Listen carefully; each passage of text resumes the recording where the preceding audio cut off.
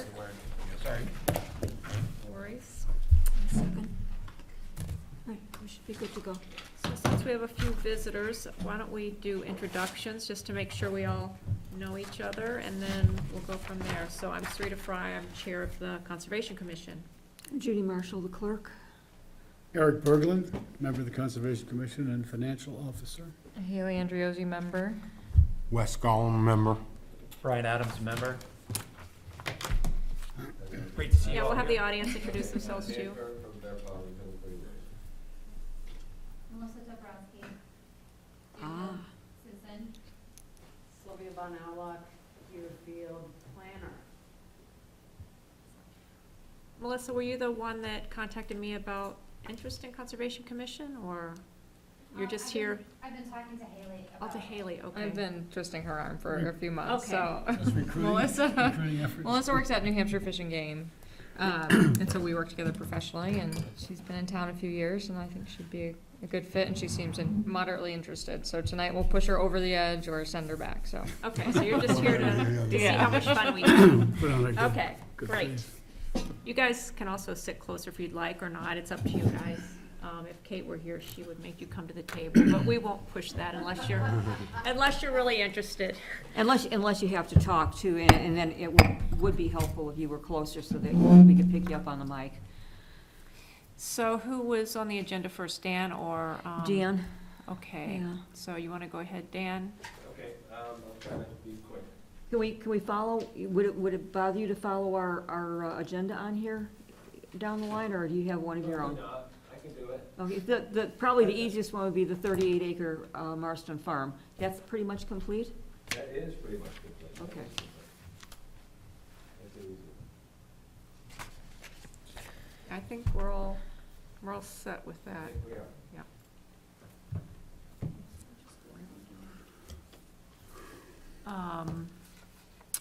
Oh, okay, so then the 128 acres she has kind of next on the list. So for that, I've got copies of the drafts. We talked about them and we've emailed them, but I wanted to make sure that you have printed copies. Will this be the overlay or the executory interest? Well, it's both. So the first document is the executory interest to LCHIP. It's the draft. And then the draft conservation easement. I've already shared with you first and I'm going to hand out. And I'll make sure people go through them. And if we could work on any edits between now and the next meeting and try to finalize that, Okay. that would be great. Did you say you sent these electronically? I have in the past, but sometimes I feel like it doesn't do the coverage. Okay, And I'll resend them after the meeting. okay. But you want comments or confirmation for both of these by next meeting? Yeah. Okay. Yeah. I'm gonna just write myself a big And, note. once I get them, I'll send them, back to Paula at LCHIP.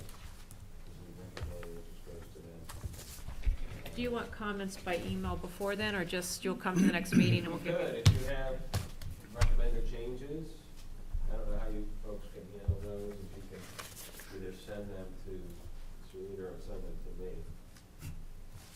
How about if you send me the electronic copies and I send them out to everyone, or Judy can send them around, and maybe everyone could get comments back to me by like the middle of well, maybe like in 2 weeks, 2 or 3 weeks, so that I could then turn those around to Dan before the next meeting. Mhm. That works, so let me pull up a calendar here. Yeah, and that way I can try to get them to the other folks and just to get their reviews before the next meeting. 1, 2. So Could we have we'll- them by like the end of the month, like the end of March? Mhm. So will you be sending both of those to Paula? Yeah. I'll Okay. send them to you. Yeah, and I'll send them both to Paula. She didn't sign off on the executory interest? Well, she gave me a draft and I had to change it. She had misstated some of the terms, and so I made corrections, so I have to send those to her anyway. She granted that EI from Guile, LCHIP, and the town already owns it, so it's from town to LCHIP. And those are the only changes, just the references and the references to to the plan that's already been recorded. I have a question, having looked at that executory interest deed. Yeah. How is that gonna work? Is that gonna be superseding the fee deed that Giles gave to the town? It's essentially attaching itself to that deed. Because it doesn't, the one that we had that you sent around didn't even reference that, and that deed's been recorded. Yeah, and this So, well, this this- references that deed. this one, Yeah. the new one here, this one Yeah, references it- that deed. Property description and Okay. and stuff. Yeah, it had a property description, but it didn't reference the fee deed, and I was It did have a wondering. reference to it in, actually, it did. Oh, here, this is That- down here. That's the conservation easement, though, that it references, because it's. Okay. But Yeah, there is, at the 1991. end of the appendix now, it refers to Okay, that. now it does. Okay, so it'll just be tacked on, so the fee deed is still, that's still there. golden. This is just an interest in the property that Okay. will get recorded before the conservation easement. The bear pond. I have to say on that one. Okay, but this old one I have with Guile, Yeah, so this is gonna replace that one. This okay, is so the- that, just ignore, pretend it doesn't exist, I okay, didn't It'll- change any of the other terms, just the grantor. okay, The executory interest one, not the fee deed. It's not gonna replace the fee deed. right. Okay, The references. okay. I've got a couple of questions. This is unique in that we don't usually have these separated this way, right? This is, Well, we've always had that executory interest, but when you. buried inside the, When you do it after, yeah, it's buried, usually buried in the conservation easement. okay, so how, what's the risk to Deerfield in this? Well, the only real risk would be that if you did something with the property that the township or the state felt was contradictory to the conservation terms, they would try to either take back their money or acquire the property. But I think they would just ask for their contribution back, which is $50,000. So that's if the town did something contrary to the easement, Yeah, like if you- clear cut the property or something. and even that, if you have forest management plan, you could. Well, but wouldn't Bear Paw be in there first? Bear Paw is gonna have responsibility to monitor We'll this be easement. enforcing the terms of the easement, but we don't have any rights to claw back money or Okay. property. So But you I would be, mean- you would probably have, you would alert, if you saw something egregious, you would alert. Yeah, part of our responsibility is to report the monitoring that we do with the township each year. Yeah, okay. So the first chain would be Bear Paw to Elship, Yeah, and then what? Then that's it. well, they're both, oh, okay, so it's fee deed. So it's just really between the two of you. Yeah, is well, that and correct? technically, if you're gonna, I mean, the easement itself, which will sit on top of the easement that's already in place, will be the Bear Pond, we'll be the one monitoring that. We'll be pretty much the people on the ground checking the terms of the easement. And then if based on those reports, they found something problematic with what you guys are doing with the property, they could, like it says, they could do all the things that are within that executory interest. But as you said, it's no different than if we were setting up a new easement. It would have the same terms, Yeah. right? But the state is involved, that's what concerns me. Well, Yeah. but they're involved with freeze, right? Yeah, So, they I have the mean, same interest in Breeze and all the other L-chip projects that we've done. Well, it's a little bit different, I think. It seems to me. So could the state take the property as this is written? I would say that They have that opportunity, right? in theory, they could take the property, but I don't think they could take more than $50,000 of the property, so I think, it would end up in court, and then you would settle. Are we gonna have attorney look at this? I guess we should. Yeah. I think this You might is, wanna wait until after we. Oh, yeah. agree on the Yeah. language, Right. and L-chip finalizes their, language, and then after that, have to shift it.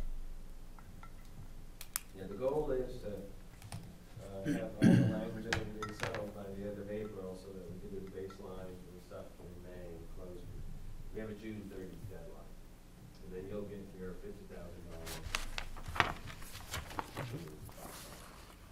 You want to finalize in April, Definitely by the end of baseline in April May, at the latest, if we- and then close in June. legally, And this is something that the Board of Selectmen need to sign. Yeah, again. they would sign both. Both, oh, The executory interest in the easement. okay,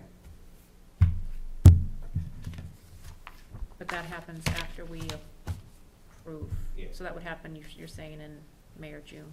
Yeah. Okay. Okay. Does that cover does That's that cover fine. Marston then? Yeah. parking What's next? on the Marston. We have, this note about parking, but I think we discussed that last time, right? I mean, I think, Need a plan to forgive the guy. I think the parking is part of the easement, right? I mean, we have access via that straw. Isn't that what we had agreed on? Yeah, I mean, you own it. And we can do, I mean, It's not defined though, is it? Is that isn't that, we haven't laid out a parking lot.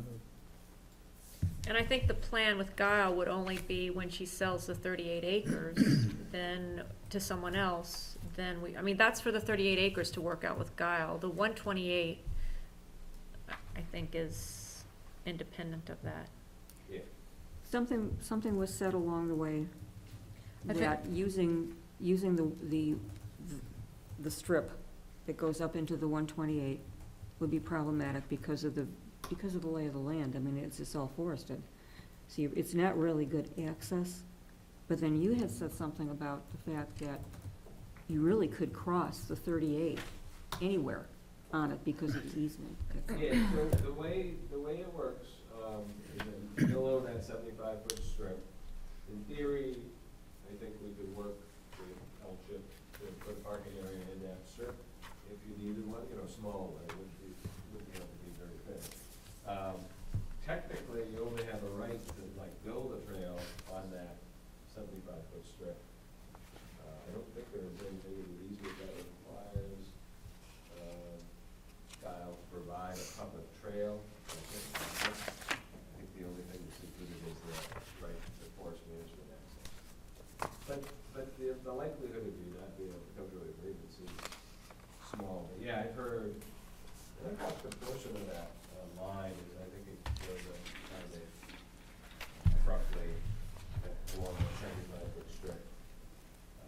But there's nothing that would stop people from parking anywhere, 75-foot road frontage, and then walking across from the property, or Giles. Because the public does have an unlimited pedestrian right to that area. So, I mean, I think the plan, if we were to have a plan with Guile, would be to put something on the 38 acres, which would have to be a separate discussion. Yeah, and frankly, when it comes down to the discussion, I mean, at least my experience has been, as you're working with a landowner, you say, well, do you want everyone wandering around the entire property, or would you like them to be on a designated trail that will bring them to the town forest and the back? I think it's a pretty easy. I don't see parking as a reserved right in this easement language. Is that an issue, or is that, Yeah, I mean, because there's no parking in the original, right? you'd have to just get approval through Elgin. I think it Mm. would work for AirPod, you'd have to get the approval for Elgin. Also, I guess that's a question of you folks, whether you want to try and get permission from L-Chip to add that. Well, if we're gonna pursue it on the 30-something acre piece anyways, then it doesn't really matter, right? We would probably consider it part of recreational access as long as it was small enough the road. Yeah. I think Elgin, I mean, they want to encourage people to use Right. the properties. Yeah, I would think they would, I think we Okay. should try and get that nailed down though, so we have it defined. Similar to language that we've used in other easements, like the Freeze Town Forest, for example.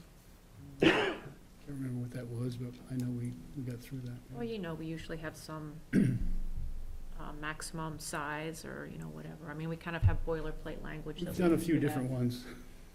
Yeah, and technically, you could include it in our easement. I think the only question would be that if it's not in the original easement, it'll get really confusing about who has authority to give you that permission to add to the easement. I think it's something that we can work out down the road, and more likely we've been working out between now and the end of April or June. But we can try. I'm not sure who's gonna say, yeah, that's all right. Even if we said it was all right and it was in the Fairpot easement, you still have that other original easement that's gonna sit above this. Because this is really just sitting on top of the original easement that was granted to the town, but that's enforced by the state. So the L-chip easement actually has first priority? It's not the the The LSIP. LSIP. The L-chip easement? The LSIP easement. Yeah, that doesn't go away through this process. No. This is, just. But who's got, they have first, they got first dibs on it? Yeah, and to be honest, it's confusing because technically Deerfield holds that easement, but the state has an interest in the LSIP. Yeah, I mean, I'm pretty confused, but I guess I would just say, I feel strongly that there should be an option for parking somewhere on this properties. So between the 38 and the 128, we should have the option for parking somewhere. I don't know the property as well as others do, so, you know, if it sounds like the 38 piece is the better option and just something that needs to be sorted out with Guile, I think we should just pursue that. And it sounds like you're not concerned that we would be able to make something work on this larger parcel if needed. Yeah, I don't think it will be an issue. Yeah. I don't think any of the folks that have an interest in it will have a problem, especially if it's small and on the road. I just don't know if we can get through that process to get this completed in time. Yeah. June 30. I think if we started, it would take a while, but we would get there. It's just not gonna happen that quickly. I can't remember what we had in the Washington Farm easement about parking. You mean the 38 acres? Yeah, I think there was an allowance for it, but it's an allowance that's technically held by the grantor, which is God. Yeah, and I think that was put in if, should she sell it to Sean, for example, and he wanted to have parking for his farm stand, Yeah.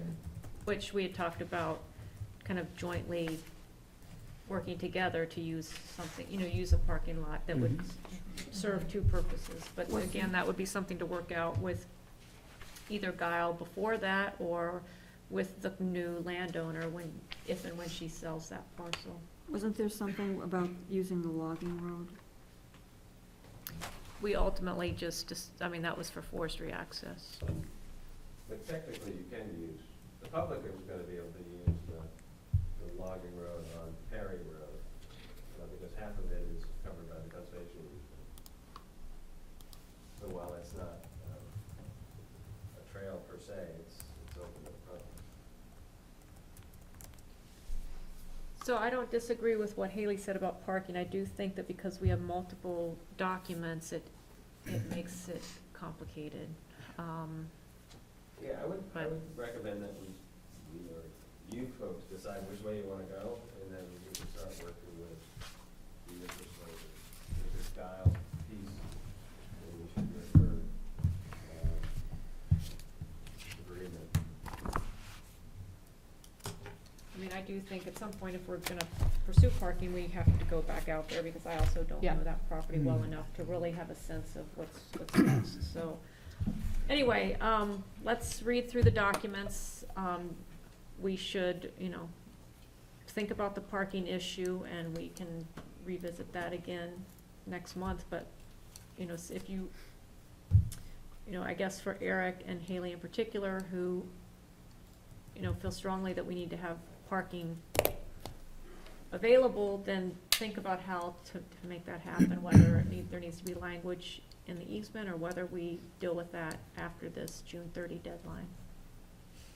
And we can revisit how we handled parking in the town forest, the other town, I mean, I assume we'd want it to be very comparable to all the other town forests, since this is a town, or it is expected to be a town forest, so. And we have boilerplate language that we used for that, you know, for the town forest easement, so, Mhm. anyway. A question on that. Now, town forest, is the state gonna become involved in that decision? Yeah. They know that it's going that way, and, I don't think the management of it is really don't have an interest in that, beyond the requirements that are in the easement of the deed, or forest management. I mean, it was part of, we mentioned that in our proposal, right, It or in was, the okay. project, All right. that went to LCHIP, I think that was mentioned as what, as Okay. being the long-term plan. okay.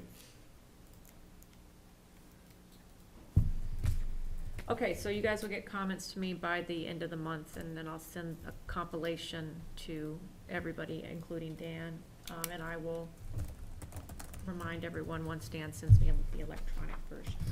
Yeah, and if you want to, just forward, because I can file it first, and then edit the document, so you don't have to go through that. Okay. Great. Judy has Epsom Deerfield, Project 35 is our next topic. Is there anything there to discuss? Yeah, no movement, I talked to, Alan, and he did agree to sell, like I said, the Epsom parcels.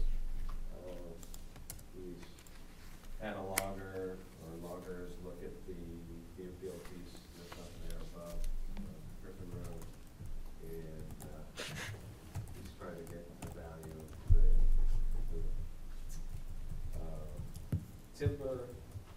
He's got the, forthcoming on the details, and that's why I think in my email to Judy, I,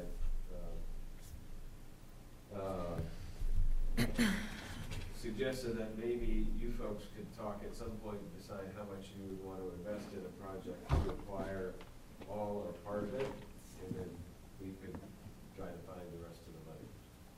I think, you know, like we talked about before, ideally, it would be a purchase of the entire, both parcels in Deerfield.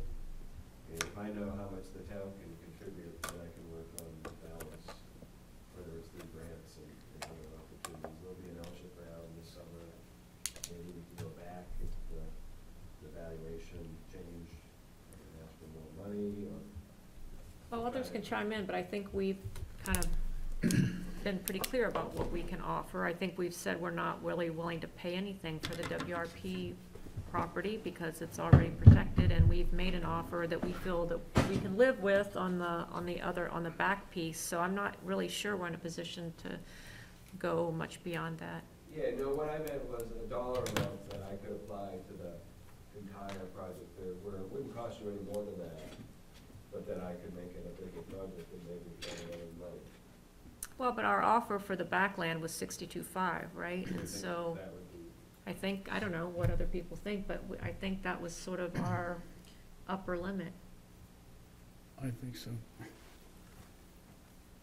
That was the last one that you were given authorization to go back to Alan with. Yeah, The difference between the 75 and the 55, I believe it was. yeah, and I think he's feeling, you know, I can't speak for him, but I think he's looking to get more money out of the ownership that he has in Deerfield. And until we get to that number, we're not gonna get an agreement. But we don't know what his number is, per se, yeah. But we have the appraisal. Yeah, yeah. we have the It's appraisal. probably closer to, And what is, Yeah. and what is it appraised at? I don't remember. More than we wanted to pay for it, Yeah, I don't yeah. think I have it, it's probably It was about 1,000 an acre for the probably about WRP, 1,000 right? an acre for both parcels, maybe a little more for the upper one. So it's a significant amount of money, Yeah. for sure. I think it was, 195 total Was that was? for the two pieces. You know, I think part of it is that, you know, the property is, you know, deforested through the tornado, and so it doesn't really have a ton of value to the family as is. And a lot more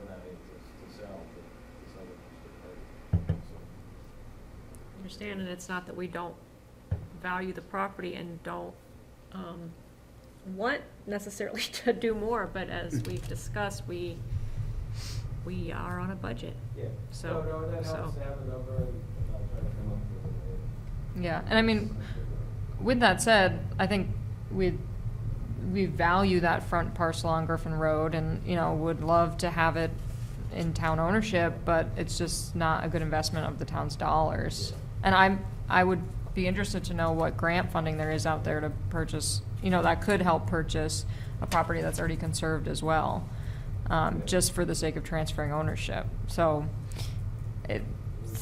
yeah, well, if anyone can do it, Dan. But so again, like, very interested. I think they're great pieces, and ideally we would get both, but just in terms of being good stewards of town money, it's Yeah, and I've asked tricky. him, you know, before he does anything on the back parcel, to get back to us. Yeah. Give us at least a chance. Yeah, great. Okay, good. So, you know, he may lose interest in it, frankly. What happens with L-Chip? Like, how, are we leaving them hanging right now, or they? If you can cut the video. Yeah. Yeah, we'll leave them hanging at least for a little while, and then if we don't feel like we're gonna make any progress, probably we'll close it again, so. You know, eventually we'll have to tell them that we don't have a project. What is the current Don't date? tell Paul until it's done. Yeah. You don't- Yeah. What's the current date for the deadline? Wasn't that June Well, also? technically, you get 18 months to close from the grant, so 18 months from November. So that gives us some time. But I would mean, say, you know, by the end of this year, we will get back.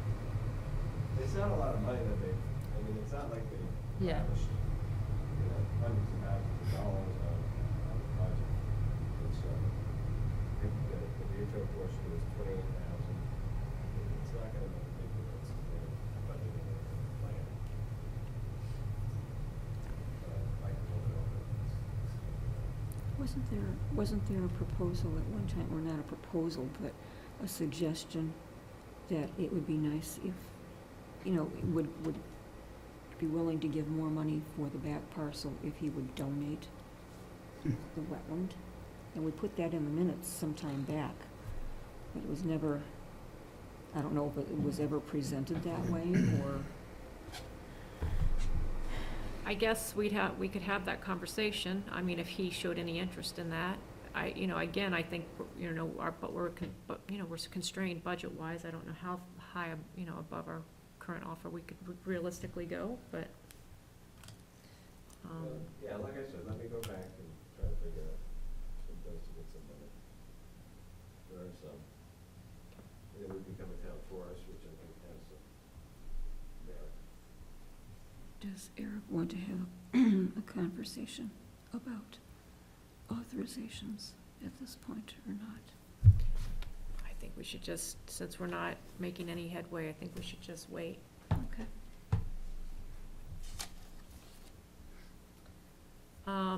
Okay, so that's, That's it. okay, so we'll just keep revisiting that. See what happens. Mathis? You gonna do the North Road first? What was that? North Road first? Yes. Okay.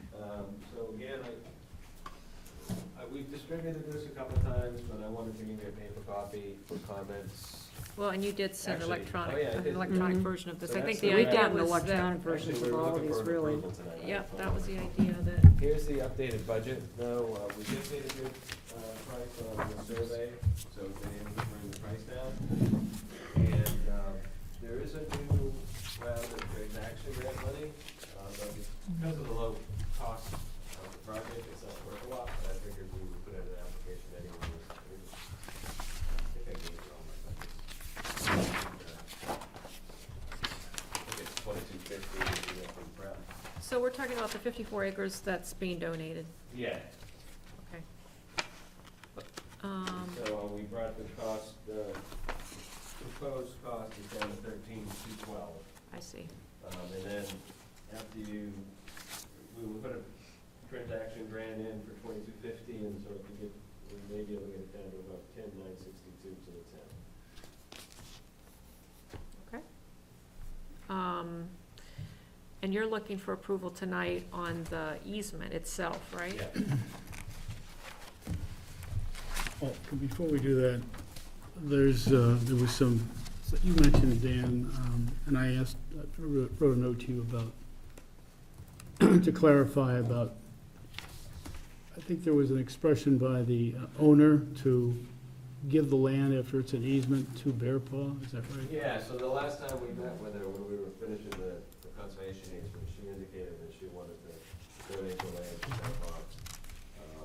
She had said that she wasn't sure what she was gonna do with it. She had talked about potentially selling it to a butter. We talked about the McGarrys, because they, the butter on the backside, Mhm. the folks across the street, but then, I think, I think she just wanted a simpler process. And so she indicated that she was planning to donate the property to Bear Paw. Well, I think we have a responsibility, if that's something she's expressed, has she had the right guidance from her financial people or whatever to do that? Because there may be some, and I'm not familiar with all the laws and so on, but, Yeah, she's been working with Glenda Sorak. okay. But what about her son? Yeah, and her son Steve is at all the meetings that we have, so he's aware of her intention. But, you know, you're certainly welcome to give Steve a call, if you want, check with him, just to get an update. Well, I'd like to see that. I'd like to see us know that she's making the right choice for herself, whatever the interests are, Yeah. so. I we mean, oughta- I see your point, Eric, except that, I mean, let's say we, you know, our goal here is to encourage people to put land in conservation, and, you know, we could theoretically have done this project, and then a month after we closed, she would decide to sell or donate or whatever, and we would have no control over that. So, I mean, we had hoped to approve this easement tonight, so that, are you suggesting that we not do that until No. we have that? No, this is not really tied to that, except we heard that you had this idea in mind, and I think we have a responsibility. She's a resident of Deerfield, and make sure that, well, she's expressing it now. If it was a month later, you're right, you know, people do what they do. Well, I guess I'm just trying to understand what, kind of what action you're then wanting us to take. Well, It I'd be sounds like happy to you're give not her a asking us call. to hold I'll up give the her a easement. call and check with her and also talk to her son. Okay, so you're and just- willing to do Yep. that? Okay, great. I have a question, Dan, about, you know, if, you know, so pretend she had never wanted to donate the easement to the town, and someone just came to you and said, like, we want to give Bear Paw land. What happens? Like, do you guys, I mean, you own it in fee, but then do you put a conservation easement on it with another organization, or like?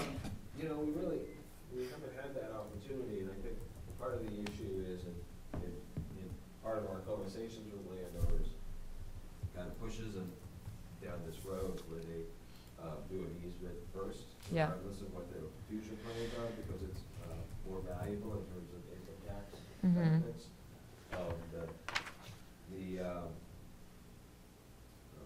Federal income tax deduction for conservation easement donation is 50% of the landowner's adjusted gross income for up to 16 years.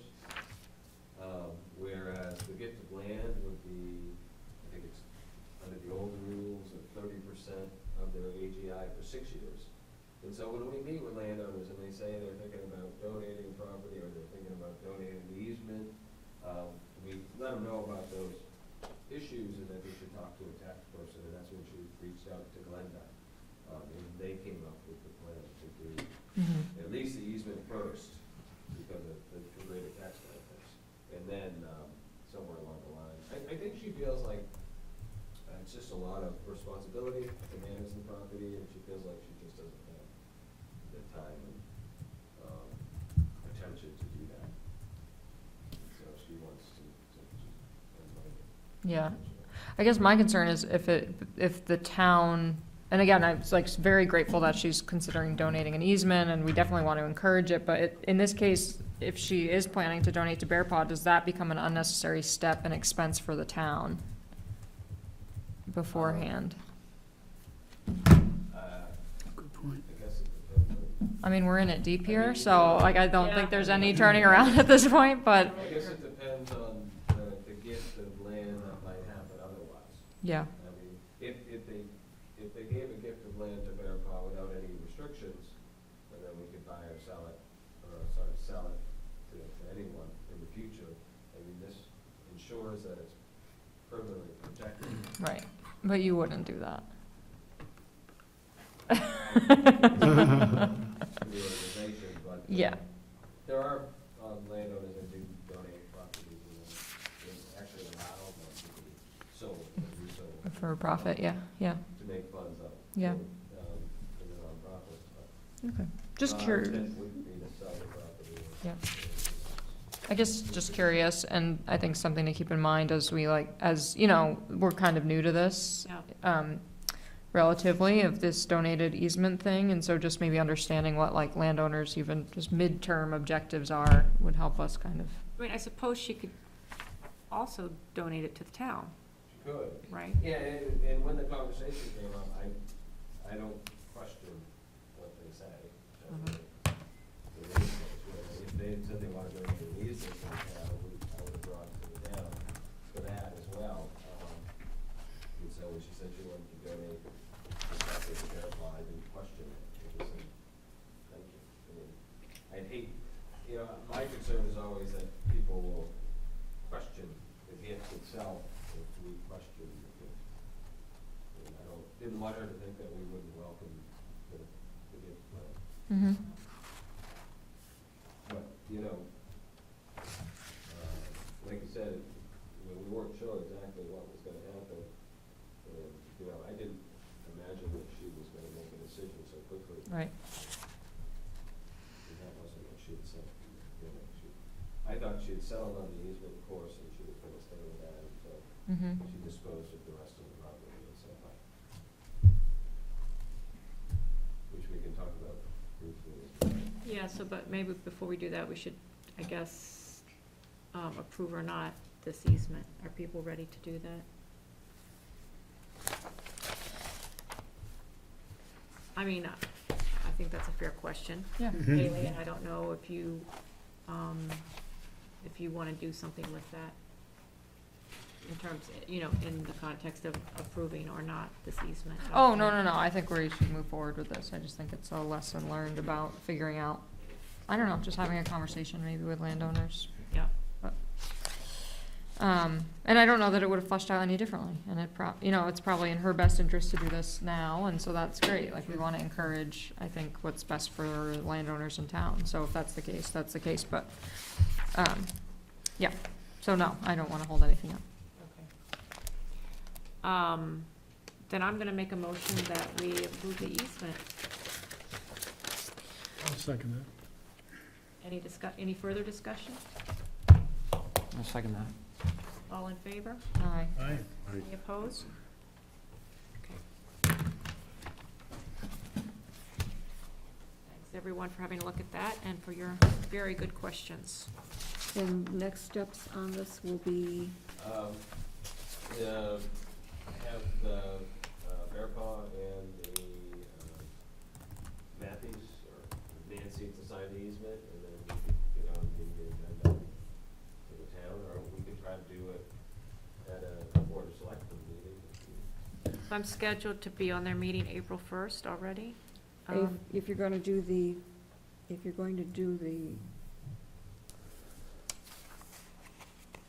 hearing along with the Board of Selectmen's meeting, you're going to need a 10-day window. What's the hearing for? The hearing is for the executory interest and the expenditure of the funds. So we And have to have, conservation. a public hearing. I see. And that would be part of this meeting, like, It could be part of I don't know if you remember the Northwood meeting, there were two things going on that, and I don't recall what exactly it was, but one of them was an executory interest on a parcel, And what they did was they incorporated it in with the Board of Selectmen signing it. So it was a public hearing / Board of Selectmen's meeting. And we've done that before with other things, not necessarily the expenditure, but like one of the Marston Farm things, where the actual hearing was part of the Board of Selectmen's meeting, or it was their hearing, whatever. But I know you were involved in that one. I don't know if you remember it. For which project? It's something in Northwood, and it was an executory interest, and there was another project that was coming before the board at the same time.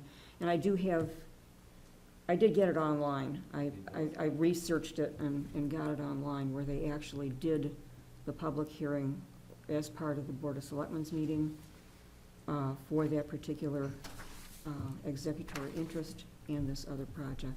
But because it's an expenditure from the Conservation Fund, RSAs do require that there be a public hearing.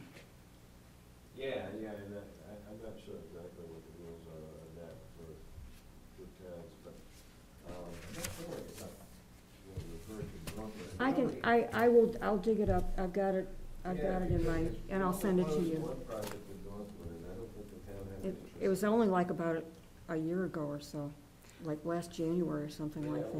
No, we didn't do it. You were there. We failed. It was a bear paw. That's what I hate to admit. We haven't closed anything. Well, that aside, I mean, we Yeah. just did something similar for Kate. Did we have a public hearing No. then? So why not?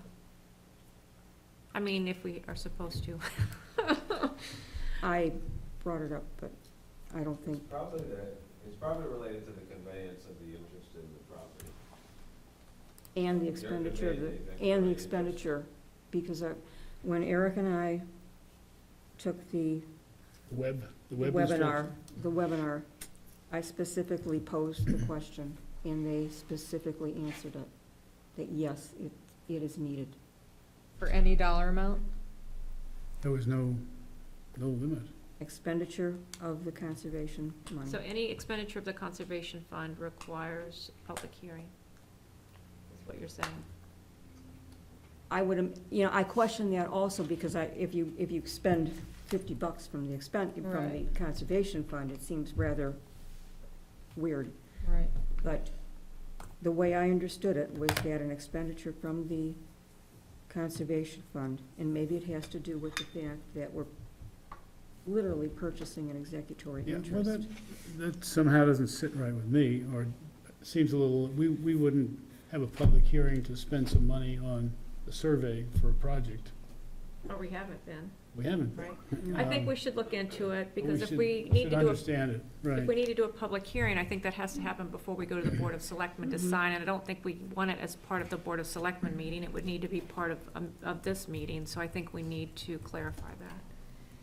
I'll try to get some The clarity on RSA? that. And what is the time you have to announce a public hearing before it? How many, This would be a 10-day notice. a 10-day on notice? this So you particular- could, It's normally 7 days for Board of Selectmen and typically for other things, but 10 days for any kind of expenditure like. but that still wouldn't be before. Well, I'm scheduled to go April 1st, but we don't necessarily have to sign then. What's your time frame for this, Dan? Is there, Well, a- we can do Matthews then, unless. that's what she's referring to, though. She's referring to a public hearing on the Matthews expenditure, which would have to happen before we go to the Board of Selectmen, presumably.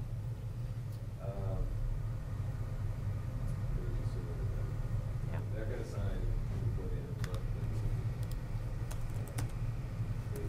All right, let me see what I can figure out. But,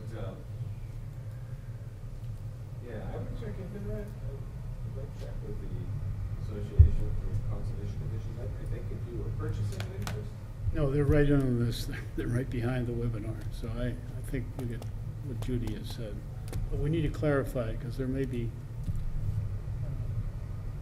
so, Well, that's who I have on my list to contact, so we can get clarification on that. that would be a new one. And I will send you what I dug up Yeah. online, yeah. Did you do anything with Nottingham?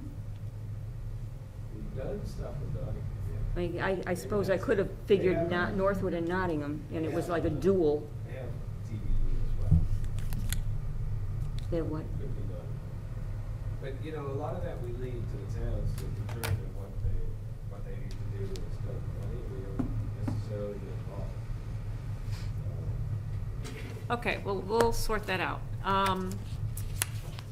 So I think then we can move to the next. Yeah. Parcel. I was just gonna talk about the appraisal results, about the Yeah. summary. I think I emailed that. While you're handing that out, Dan, sorry to go back to this again, but North Road, if they do decide to donate to Bear Paw and we need to find another easement holder, does the town get to decide who that new easement holder would be, I or? can work with you. Okay. Or you, the last time this happened, which was in Nottingham, it was 2 or 3 years after the donation of the easement, the town was assigned the easement. So we can Okay. assign the easement to the town of Deerfield. Okay. Yeah, we definitely work with you to determine that support.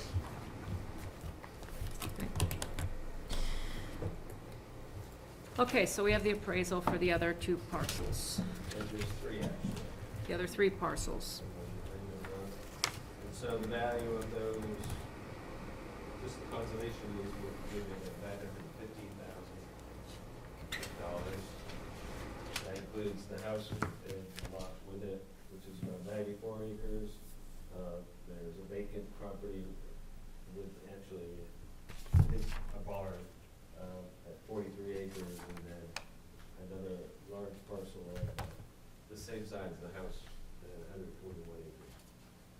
And all of those have frontage on Raven Road, which is what drives up the value of the conservation easement. Excuse me. So in our conversations, we haven't really talked about it. She wanted to get North Road done before she even considered it. North Road is the one we've been talking about. Yeah. I see. Yeah.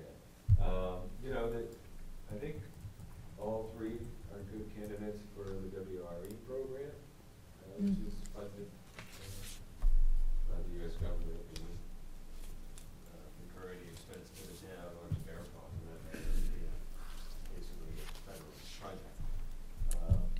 Is there a deadline coming up for that? No, you know, they just got the new farm bill at the end of last year, and I think it's gonna be summer before they Announce? start accepting applications. And I don't know, you know, Nancy may decide to donate some or all of this value as well. You So know. at this point, we have the appraisal, and we're just sort of waiting to see what she is interested in doing. Yep. Okay. And in the meantime, we try to finish the North Road project as quickly as possible. Yeah, and it's definitely an interest of hers. to finish that. Other questions? Dan, what's the requirement for wetland for the WRE? Is it 50%? Is generally it, yeah. You think that meets it? I know there's a lot- Actually, the north side of the road, it doesn't matter because it would qualify for an exception. It's in a Atlantic turtle habitat Mhm. conservation focus area, and so they actually get an exception. They can go for the whole property regardless. But I think both parcels are almost 50% wet. Oh, And the other side, I'm not sure if it's in the same area, but because of the floodplain on the river and the wetlands associated with the lampreys, Oh, yeah, it's pretty so- close to yeah. 50%. Has the lamprey frontage, right? Yeah, and the thing about the program is that they will allow you to adjust the perimeter of the easement within the property bounds to any extent to get to the 50%. So it's kind of, it's a Hmm. but they, it's supposed to be well funded through the farm bill, and so there should be some opportunities. And it may be a mix, like I said, Mm-hmm. the WRE project, or something else. Right.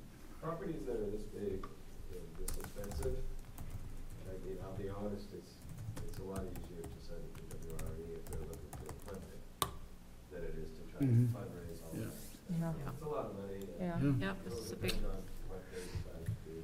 this would be a big, Define WRE, I'm not familiar with that. Oh, I'm sorry, it's the Wetland Reserve, easement program through NRCS. And if you Google NRCS New Hampshire WRA, you'll get the whole thing. But it's a federal government program. It's funded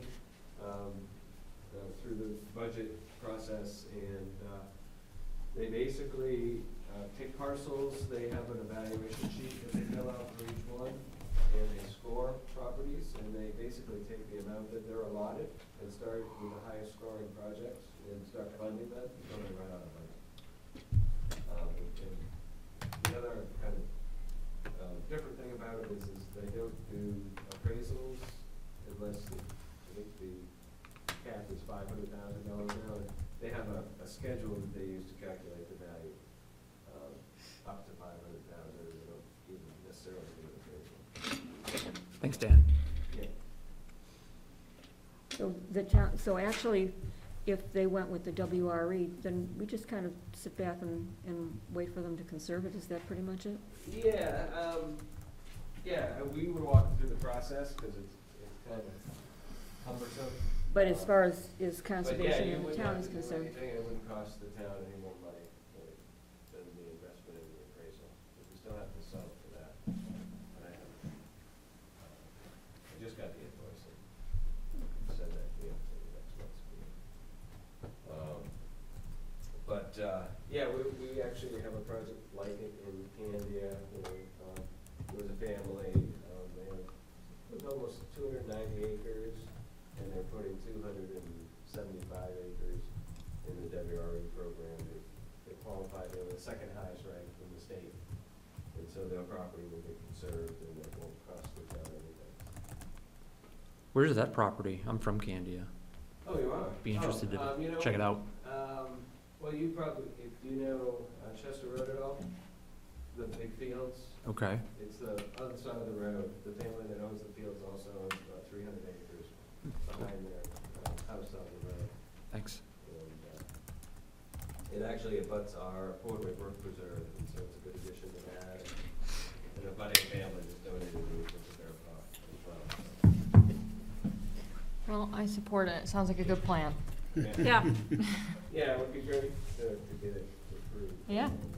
But we won't know when it decides. Okay, so we'll work to figure out the issue with the public hearing, and, depending on what happens there, if we're ready to go April 1st, I'm already on the schedule for the Board Okay. of Selectmen, and if not, I'll get on another meeting, I'll get another meeting time for them, Okay. with them later in April or whatever. Yeah, we'll have it all signed by the other party by then.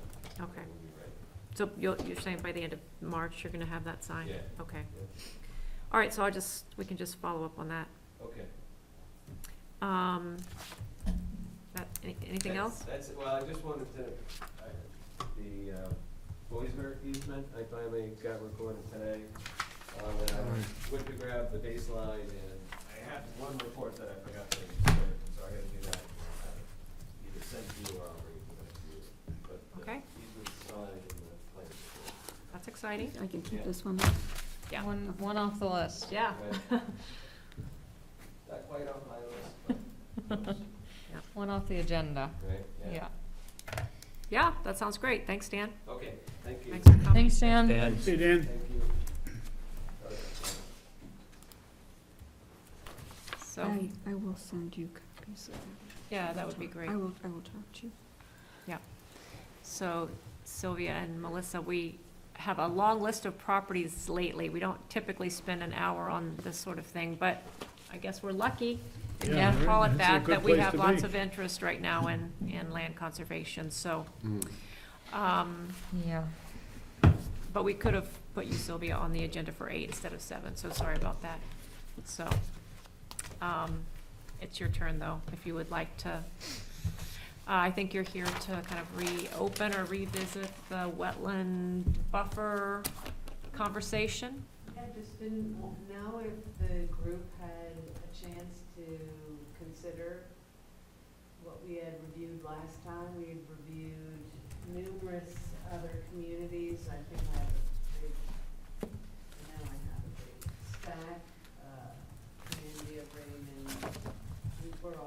Judy did a lot of work And I think we recently sent around an email, it's kind of summarizing that. There was We did Dublin, we most Dublin. recently looked at Dublin.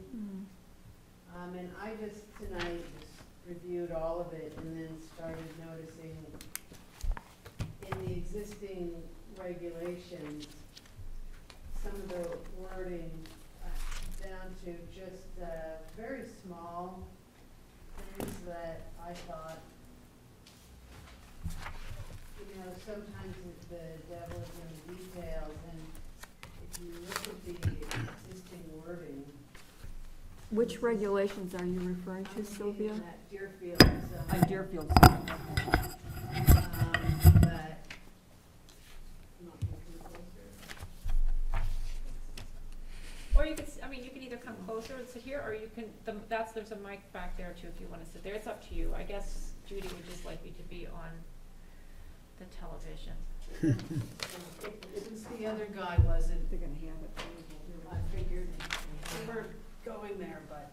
I don't know if he was sitting close enough or not to be, that's a very Well. good question. We might hear from whoever out there in the Open mic night. TV Yeah, land. there you go. TV versus watching. Yes, exactly. So talking about wetland regulations, the existing wetland regulations, if you look at page 12 of the existing zoning ordinance in Deerfield, general provisions, E, for lots created after the adoption of this amendment, no building shall be erected within 100 feet of any wetland.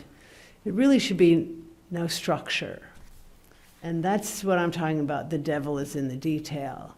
Because it, you know, structure can be very different than building.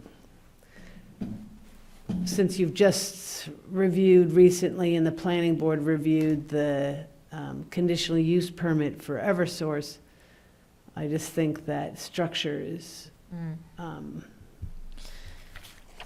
you remind us that, I mean, so it's the planning board that, you know, puts zoning regulations forward, right? And that, so is it I mean, is the planning board having this conversation about changing the language, or? no. We knew that, this started with Kate, and I just didn't, I know, although Kate has moved out of Deerfield, I didn't want this conversation to completely stop. And I'm a big proponent of wetland buffers in a community who really cares about their environment.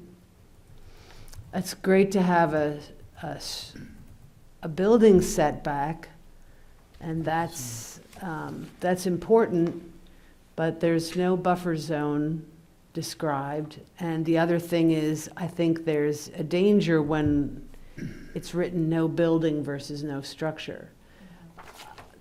Whatever, I think that it's really, often the Conservation Commission would suggest zoning amendment or recommend. And, I mean, when I was town planner in Exeter, we had annual a whole sort of process where we had representatives from all the land use committees and boards get together on an annual basis, sometimes for 6 months, like once a month, and discuss zoning amendments and issues that arose over the course of the year that would inspire changes to the zoning. And that way it kept current and on everyone's mind. Deerfield doesn't do that. I tried putting together a committee, that went nowhere. So I just thought that, you know, keeping Kate's concern alive. Yeah, no, I appreciate that. I think Important. we do want to keep it moving. I was just trying to remind myself of the process and what we had discussed in terms of whether this would come from us and how we would proceed with that. So it sounds like you're suggesting that whatever, you know, if we continue this conversation and decide to move forward with something, it would be us taking a proposed change or, a proposed change to the planning board and hoping, or at least trying to convince them as to why it's a good idea. Yeah. Okay. Yeah, justification for the change. Something as simple as changing the wording from no building to no structure. I think that's a simple one, right? Suggesting a wetland buffer is a lot bigger. One of the things I thought also when reviewing some of the different regulations was, and maybe it's purposeful, I'm sure it is, in the Deerfield wetland regulations, it talks about permitted uses for poorly drained soil and for very poorly drained soil, and for vernal pools. I just wonder, those should maybe have a review, and then there's the conditional use, but there's nothing talking about uses that aren't permitted. For example, use of fertilizers or chemical applications, storage or handling of chemicals, petroleum products, hazard toxic waste, storage of manure, sewer sludge, septic, the siting or operation of wastewater, those kinds of things. Snow storage, snow dump. It's very good. I have a list I'll hand out to the group. And that language comes from where? This is really a Thank you. combination of some of my thoughts.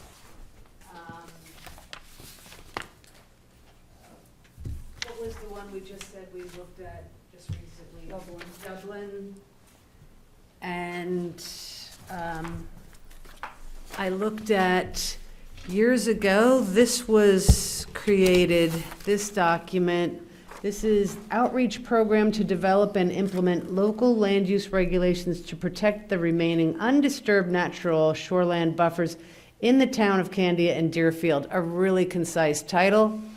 And this was done in 2007 by Southern New Hampshire Planning Commission.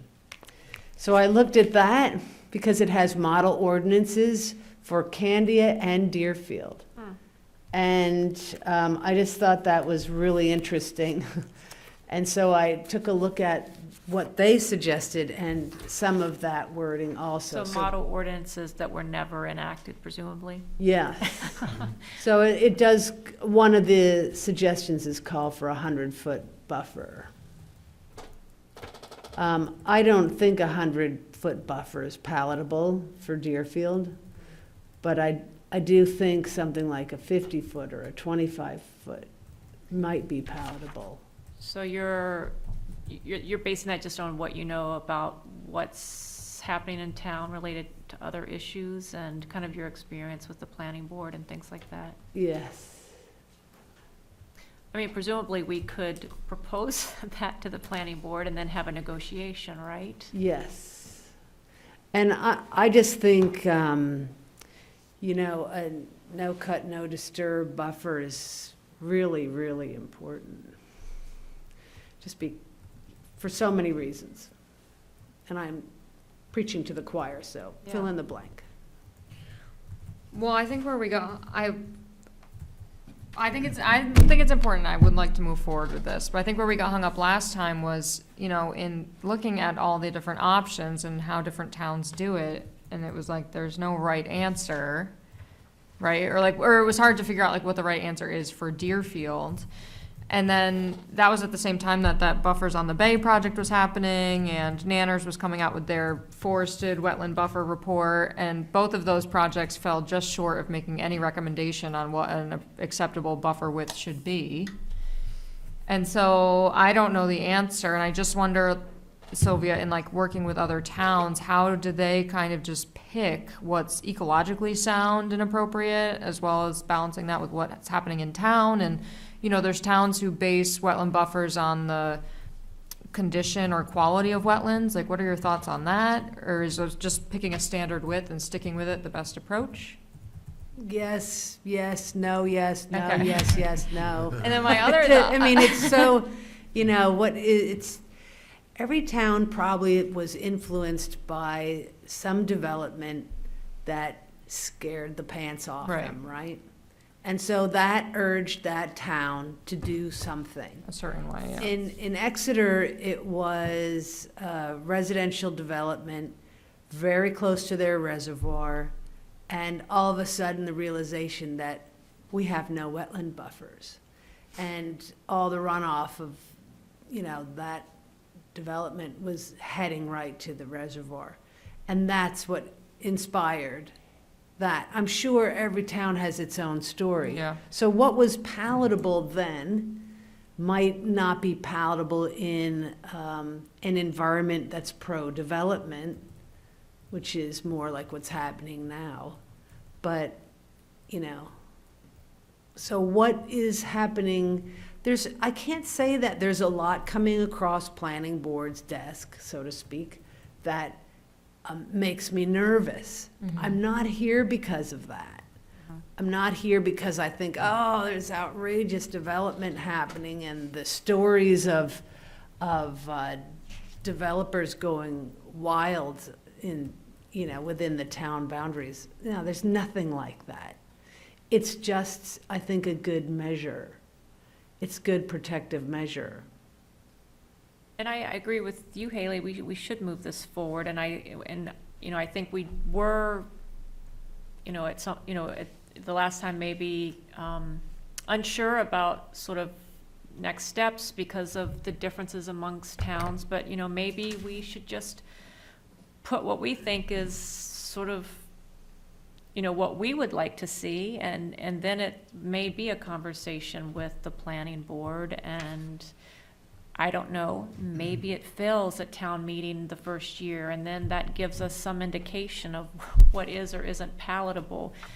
If we, on the flip side, if we try to guess what is palatable and we put it too low, it's possible that we could have aimed higher. I mean, I don't know, right? So it's hard to know. I mean, just logistically, I think the town vote for this year is tomorrow, right? And so we're talking about getting something on the ballot for next March. I'm assuming is what we would be Yeah, looking so the at. process would be really that this, I think, in my mind, is that this group would go back, look at other communities, look at other resources, look at the existing regulations, compare them to ones you really like I did today, and decide not just that one thing, but what is missing, like the structures versus building, like the not having uses not permitted, or language, that speaks to this. There's another part where, See, I think everything you're saying, like that structures versus building thing, I totally agree with that, but I'm not sure I would have recognized that as being important, and just looking at these, that's where you're good at. right, and I don't mind looking at that. Yeah. And that we have this continued conversation. The other thing I struggle with, Sylvia, is the no-cut issue, just in terms of like having, I'll put on my wildlife biologist hat, that there are some instances where, cutting next to a wetland can be a beneficial practice. And that can be put in there. Most of them have that. Some sort of caveat, okay. Yeah. Okay. There's often caveats. Okay. So you're suggesting, Haley, that maybe there's a wildlife management practice that would, Yeah, I don't know how do you know how other towns do that, like deal with? It's usually just something that's, and actually your number 6 on here kind of mentions to that, because I think it may have been taken from something, because it says clear cutting or removal of vegetation except as Oh, right. permitted in G above. So Yeah. thinking that you probably Oh, that wrote G as above something. is, yeah. Yeah, G is G that. was wildlife habitat management as directed by. A wildlife biologist or forester. yeah, Bingo. Okay. Bingo. Yeah, so just understanding what those options are, I think, would be good. But I'm ready, I'd be glad to start working on this, I think it's important too. And I'm having some land use planning, like, moments. Wetlands are why we're Land use here. planning moments. We had that, there was a climate change and wildlife workshop that Cooperative Extension sponsored back in December and this gentleman from Vermont who does land use planning at a statewide level there for the Department of Natural Resources, came and talked about the different land use planning options for wildlife habitat, and it was just kind of eye-opening to me that it really is maybe the most impactful thing we could do as a community to conserve habitat. So, I don't know, for what it's worth, I've just been thinking a lot about it, and will continue to, but this would be a good first step, I think, so. Protection of wetlands is our reason for being here. I mean, that's the major, so why not? This is an opportunity for us, I Yeah. think. Yeah, so Okay. I guess the question then is just what's the best way forward so we can actually make progress? So we, I think, as you said, you know, we started that, right? And so Judy and Sylvia, you guys compiled information, right? So, I mean, as a first step, I guess, number one, we can either revisit that and talk about it at our next meeting, or, I mean, not that I'm trying to pawn this off on you, Sylvia, but I think, like Haley said, we don't necessarily know all of the nuances, and so another option would be for you to propose language that we could then iterate through until we had something that we were, you know, all on board with. I mean, I don't know what the best approach is. Back in October of 17, DCC did come up with some basics, but it was too close to the March meeting in order to put it together. But there were recommendations that were made by DCC at that time. I sent those around in early February, I guess. Minutes of the October 16th meeting. I got cut it. Well, so maybe I mean, is this a place to start? So, we send this out again and we loop Sylvia into the conversation and we discuss this language at the next meeting and, Sounds good. in addition to what we just got this evening, because maybe that's not included. I mean, I haven't read this here, so I mean, I need to.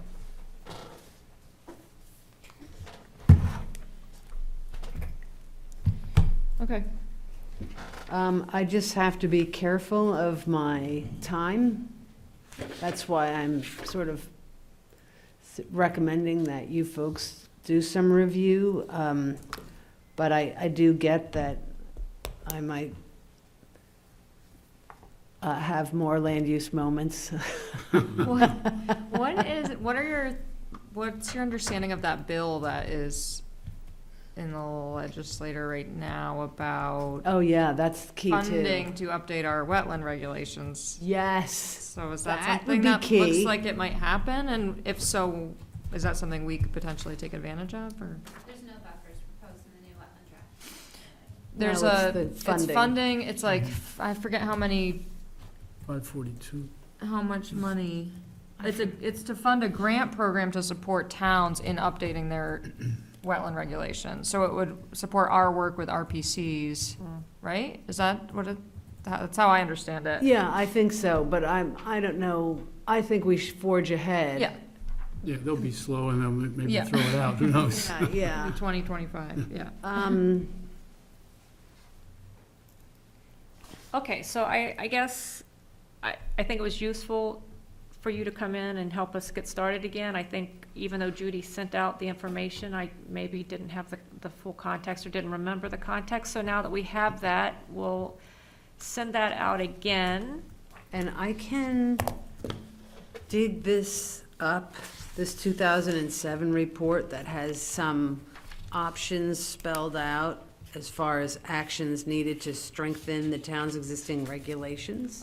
Do you feel like it's all still, I mean, I guess our regulations haven't changed, so it's all still valid or needed, or? I'm guessing they haven't changed.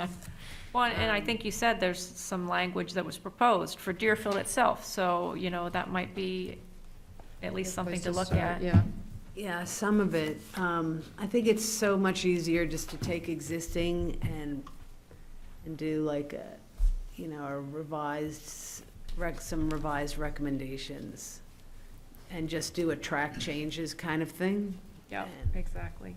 So I can start that and then send you guys, you can add, and we can That would be just great. keep that ball rolling Yeah. back and forth a little. That would be great. And then maybe, what I would suggest is maybe in 3 months or so, 4 months, we keep on track. We should meet again and have a conversation again, because I'd like to bring this to planning board when we get to a good draft state. Yeah, I think in order for that to be productive, though, so that your time isn't wasted, we as a group need to talk about this at each of our next couple of meetings. And otherwise, if we wait 3 months, Yeah. we're Can't kind do of that. at the same place. So, if we're gonna keep this going, we probably should get it on our standing agenda, or as a standing item on our agenda, and make sure that we're actually discussing it, so that 3 months from now, when you come back, we're ready to have a more meaty discussion, Right. so.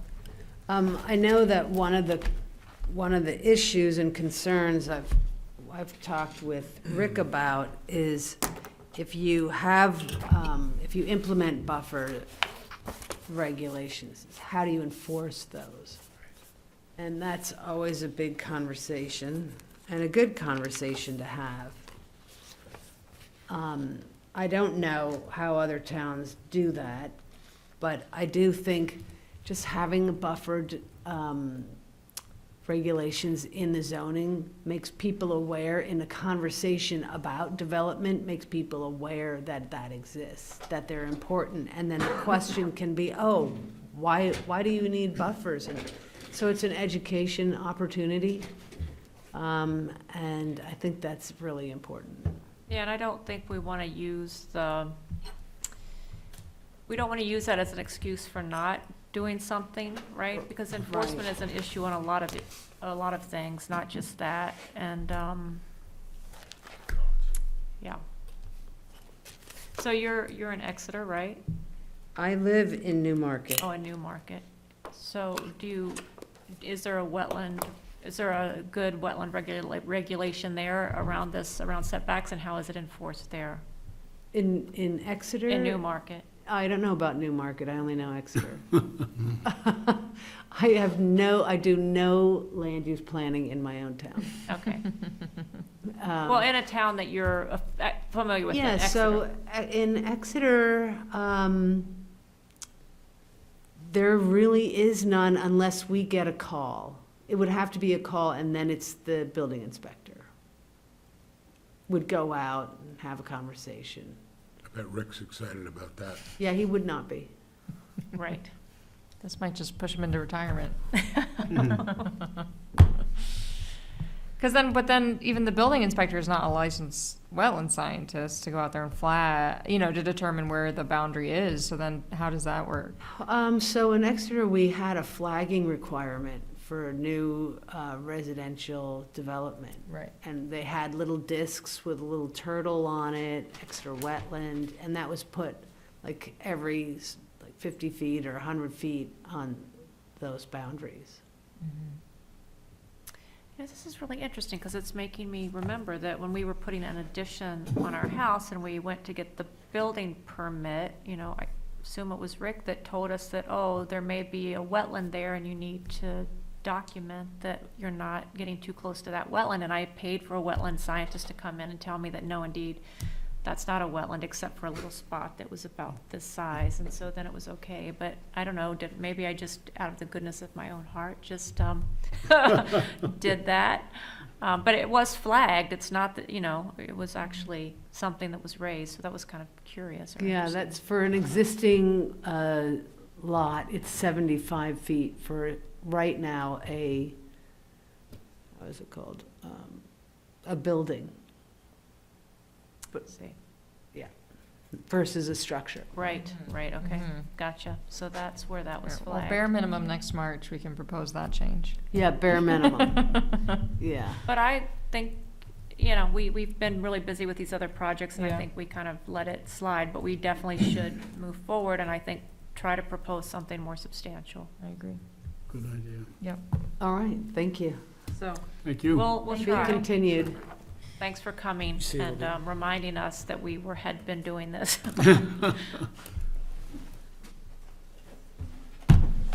Yeah, sure. And And so just to wrap, so Judy, you'll send us the language again that you had already sent us, and then I guess, Sylvie, if you have anything else, you'll forward that to Judy or me, or, If Judy sends me that language again, I'll incorporate that in the first run of this. and Okay. I'll do a couple other things. It's actually, all it is the minutes from our October 16th. Yeah, if it has recommendations, Yeah, I'll take a look at that. okay. thanks a lot. Thanks for sitting for an hour. Yeah, thank you. Yeah. Yeah, Thanks for your time. thank you. Okay, so let's see where we are.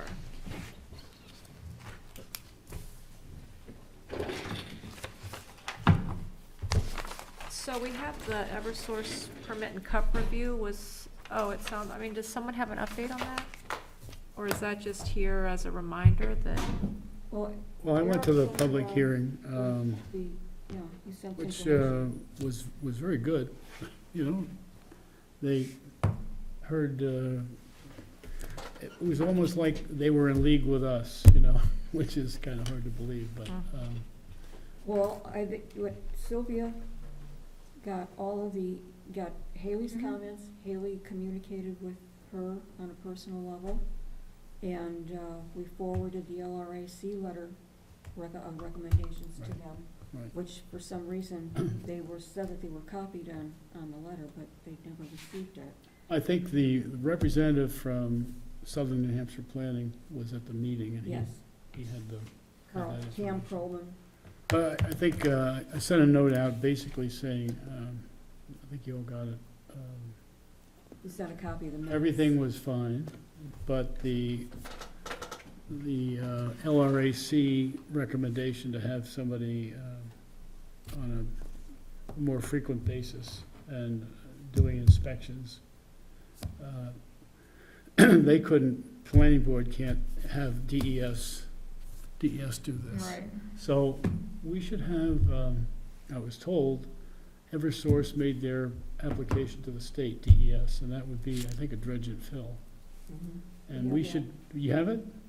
we've had it, yeah. We did, okay, I didn't, We have both of them. I forgot You okay. guys, in fact, you have one, both of them? Forgot to bring it. You have, okay. Is No, I it, just I have have- one. is I it- don't have the dredge and fill. I just have the conditional use permit. Just the conditional use? But we did have a copy of it here at our last meeting. But they're the same, it's the same, I mean, it's a different actual application, but the language was all the same. It's for the Oh, same is it? Okay. project. well, we can comment on the dredge and fill, I think. Don't we have that? We could include I a don't comment. have, I do not have the book. Right. That's, Okay. Is that the dredge and fill, is that what you're saying? yeah, they came, both of them came Okay. at the same time. Has time run out for comments? I wonder. You can send the comments at any point in time, and I don't know what the time frame would be officially, but it was not an expedited application. Okay, well, So, send your comments. so we could offer, the suggestion of LRAC in there. so you're saying send comments where, to To DES? DES.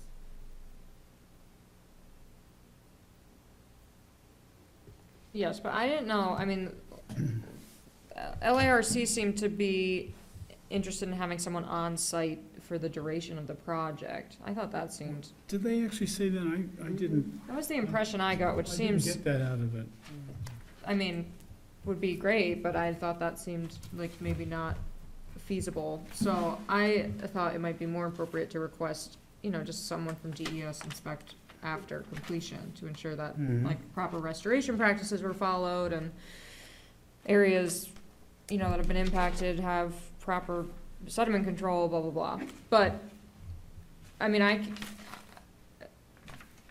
But on here, the planning board should support the Lamprey River Advisory Committee's request that New Hampshire Department of DES should provide an on-site monitor who can check for rare species prior to deployment of matting and ensure proper restoration following project activities, or at a minimum, that DES have someone inspect the site after the work has been completed.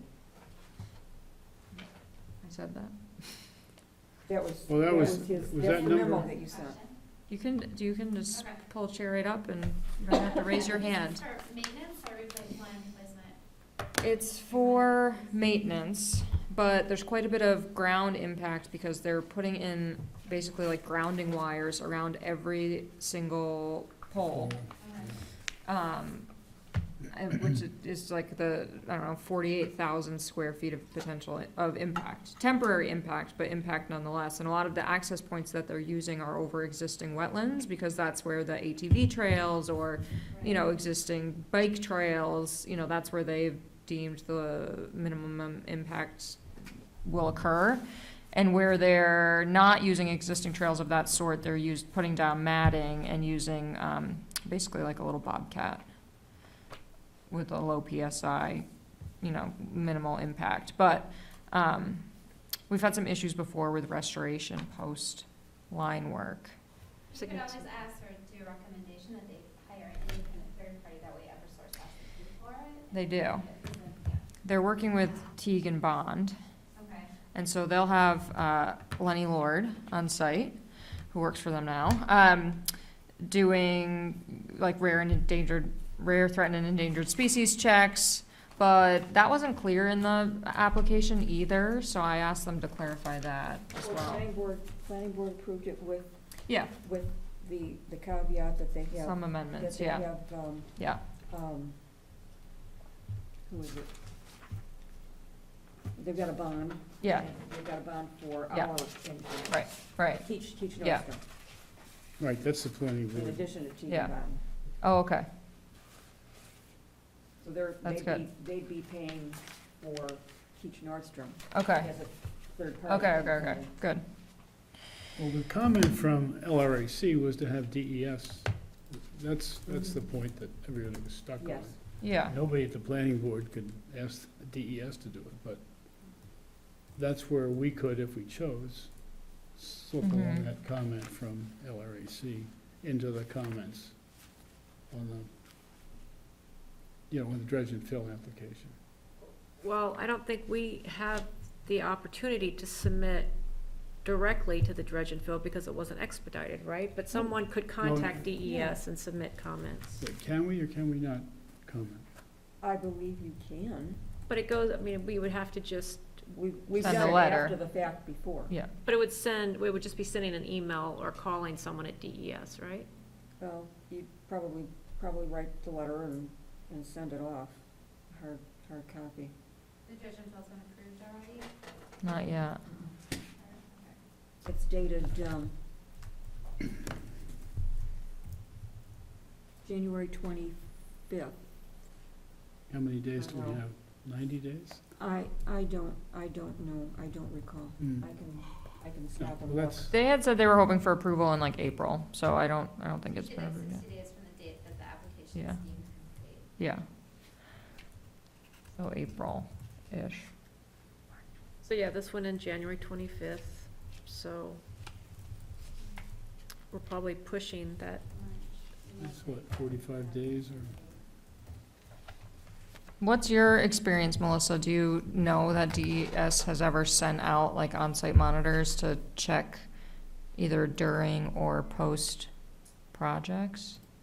DS does have staff that are their, compliance, they have a compliance section in Yeah. DS that goes out and checks them, but it wouldn't be, I'm not part of that staff, so I can't say Yeah, exactly what their workload is and what they do, but it's more of if somebody files a complaint, to my understanding, they would go out and follow up on something, or if there's like a, project that tends to have some complications, they'll go out and visit. It wouldn't be something that I think that they would be able to do on a daily or, Right. on a consistent basis for a particular project, just because of sheer project load and Yeah. need to go to other sites. Again, I'm not part of DES, so I can't speak for them of how they would commit to that, but I'd be surprised if they could commit Me a too. staff person to do something like that. That's where an independent third party, which you could have, an environmental compliance officer out on site even daily to make sure that in the beginning, like the sweeps, like we talked about, for endangered species are conducted, Mm-hmm. just to be on site to identify any issues, or control issues. They can be kind of all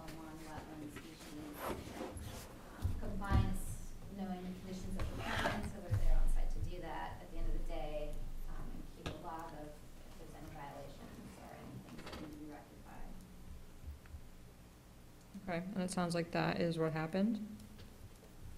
Well, according to this, Fred McGarry noted the following conditions be included with the approval of the CUP. Restoration bond, $10,000. Escrow for Keach Nordstrom inspections, $2,000. Keegan bond to provide weekly inspection reports to DCC and Planning Board. Initial construction meeting to include Keach Nordstrom, conditional use permit for 1 year. Keegan bond to include in weekly reports if any imperiled wildlife species have been encountered. So, I mean, it sounds like Teagan Bond is already playing that third-party role, right? Or at least No, that's. that's Eversource's engineers. Keach Nordstrom is Deerfield's engineers, and then, Eversource would be putting up a bond for Keach Nordstrom's Right. inspections. And they're to do that how often? Weekly, Doesn't say. Keach bond to provide weekly inspection reports Yeah. to DCC and Planning Board. But are the weekly inspection reports from Teagan Bond or from Yes. K&A? From both. I From think. Teagan Bond. It doesn't say how Oh. often KNA is gonna inspect, but I mean, that could be something you ask them, is that, what is that, so you get a weekly report, so how often is somebody out at the site yeah. checking those lines? Cam Perlman's memo noting that they request that DES provide an on-site monitor and inspect the site after work has been completed. Mr. McGarry said that there is no guarantee that DES will inspect the site. He suggested that, as the planning board has done in the past, have the town's engineers, Keach Nordstrom, conduct regular Regular. inspections. Yeah. Okay, I mean, I think it's a good, pretty good outcome. Right? Yeah, I mean, my sense is that we could submit another recommendation to DES, but it doesn't sound like it would necessarily, translate into any meaningful action. But I mean, Yeah. Specific recommendations, like if you wanted to say, okay, you think somebody should be able to say at least once daily checking, at the end of the day, that things are put back the way they should be. For Keach Nordstrom. Right. Yeah. I mean, you could do something specific like that, I think if you were just to ask them to have somebody at DES go out to check on the site, or just, it's just more, agencies can be more responsive if you have a very specific request. With specific language, so they don't have to try to Yeah. guess at what you want them to do. And I forget where exactly I came up with that, but I think, no, I actually, but I can't remember the exact phrasing, but something in Barbara Richter's email when I was asking her about this, she indicated that it's not, like, it's in line with what DES would be expected to do to come out and inspect the site after the job. Like, she felt like that was well within our right as a town conservation commission to ask of them. So I think even just that, like, that's a discrete, specific request as opposed to just checking up on things. So I think that might be a good option. But so I'm a little bit, still confused about what we're doing with the dredge and fill, if anything.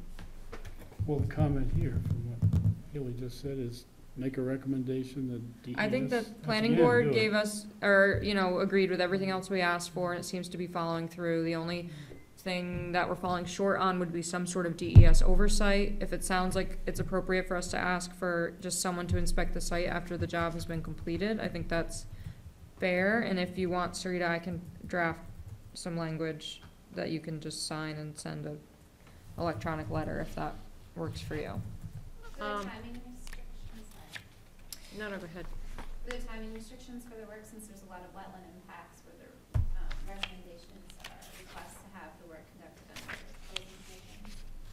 There was some, I mean, I think that they can't do it under frozen conditions because they have to dig down whatever they have to do around each, they have to dig around each pole to bury the wire. Right. I had concerns about just the timing wildlife-wise, and so that's what, why they're agreeing to these weekly inspections and training and all that. But they feel, again, it's all temporary impact, so they don't expect to have any permanent impact. I'm just thinking, I don't know what the species are in the area, but just sensitivity of species during certain times of the year, if there's a lot of wetlands. Yeah, In spring, you have yeah, Indian issues, turtle nesting. it potential. came up for Blandings, spotted turtles, and black racers, so. I'm sorry to be, Perfect. That's perfect. Yeah. I'm sorry to be obtuse, but this memo that we have already says that they're, that they request that DES provide an on-site monitor who will check for rare species prior to deployment of matting, or at a minimum, they inspect the site after work has been completed. So are we just saying that we're gonna submit another letter kind of stressing that, or? Is that LRAC's letter? Oh, yeah, LRAC. It says now, they went LRAC to- letter attached. They went to DES. They wrote to DES. Oh, no, that's just my, is that just my email to, This is the Deerfield, this is from Carl, or Cam Perlman, yeah, because I didn't. on February 27th. Okay. And that's not the LRAC letter. Was a separate document. I guess the point, the town of Deerfield has not asked anything formally of DES. I see. LRAC has. So even that's, so, I see, so even though it's in this memo, it hasn't actually been sent, nothing's been sent to DES. I haven't Yeah, seen that LRAC memo, but I has. don't believe so. No. I don't know what that memo is. I haven't seen that. Are you talking about February 7th? This is LRAC? the one that you sent around this afternoon, This is the, this morning or yesterday or something. this is The the, minutes and the letter. it hasn't gone out. That's what they put together as, Yeah, I got the minutes, I didn't see this. yeah. Right below, if you keep scrolling down, that letter is below the minutes that Eric sent.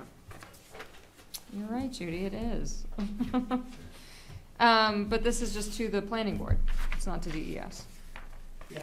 So, But LRAC has a letter that went to DES. DES. Right, that was February 7th. Okay, so this is just to follow up and send a separate letter to DES from this body that summarizes what we just discussed. Okay. This is the DES, this is since- the LRAC letter. I mean, I'm obviously out of the loop on this, so I guess Haley, if you can suggest some language, that Yep. would be helpful. Yep. And then, does anyone know who it would go to? I guess it goes to the same place that the LRAC letter went? Yep, that's what I would assume.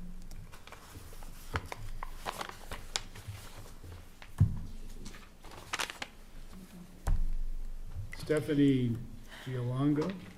Yeah. Yeah, she's in the wetlands division, she's the one in charge of the project. That's the right person? Good. Okay, thanks. Anything else on that? Or we're good to go there? Okay, so we should then go straight to regular business and do a minutes approval. So I'm gonna just make a motion that well, I wasn't We here, don't so maybe have- I can't do that. We don't have, it wasn't an official meeting. Oh, Just so you me and don't- Eric, Yeah, right. You need to approve January. So I make a motion that we approve the January 21st regular meeting minutes and the February discussion. I'll second. Any discussion? All in favor? Aye. Aye. Any I'll opposed? abstain. I wasn't there. In January? Okay. Financial officers report? We have a,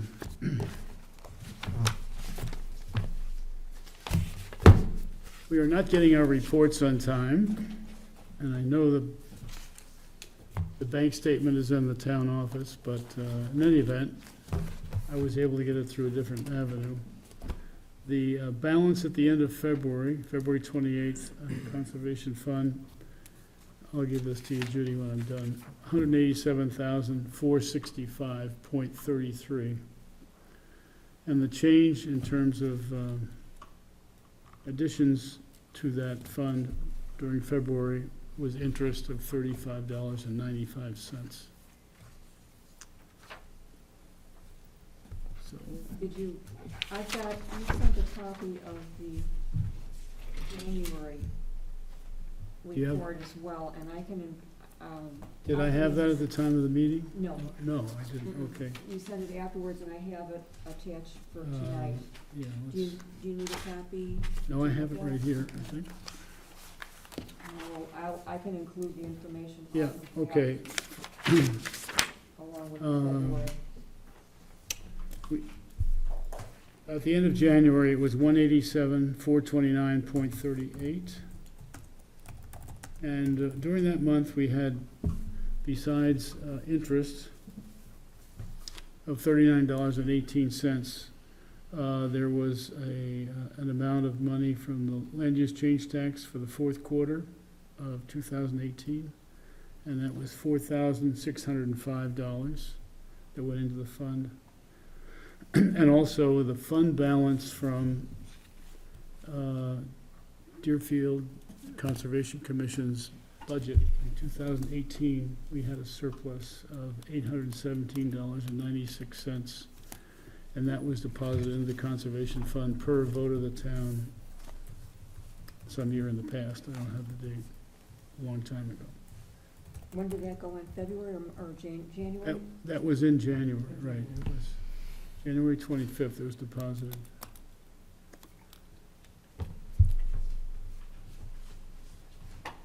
Okay? You have that, right, Judy? Yep. Okay. This says that we need to approve a purchase. Do you have something else, Eric? I have nothing else. Says we need to approve the purchase of the plaque for Kate's file cabinet, or is that, we did that already? You were- Yeah, I you just were need to going to get confirm some- dimensions, and it's like 35 and change, Mm-hmm. shipping included. So, do I need to submit like something formal to request the purchase of that plaque, or how does that work? Not sure. You're asking for how to get a reimbursement for it? Sure. Yeah, that would be easiest. I mean, is that the easiest? How do we normally purchase supply? Like, well, we don't normally purchase supplies. How do we purchase supplies, Eric? Don't we have a supplies line Why on don't we the get reimbursed? budget? Well, we don't have a credit card. Like, That how would do be you- a supplies item, I think, yeah. Yeah. Yeah, so she buys and gets reimbursed, it yeah. sounds Yeah. like. So if Yeah. you're willing to do that, Done. then, Mm-hmm. then we can vote to reimburse you at the next meeting or whatever. and- Yeah. Right, just have a copy of that for the record, okay?